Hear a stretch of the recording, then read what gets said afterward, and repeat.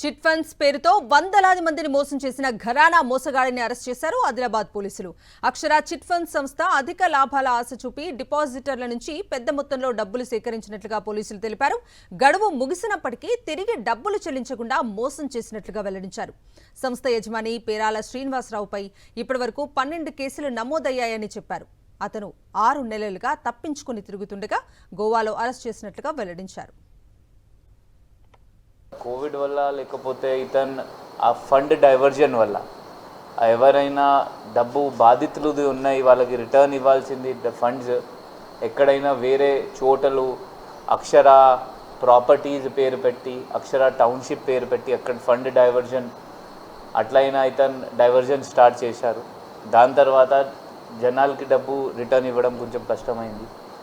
So all of a sudden it became like ఒక pyramid లాగా వచ్చి అందరు అడగడం స్టార్ట్ చేశారు. ఇతను అక్కడి నుంచి వదిలేసి పారిపోయారు.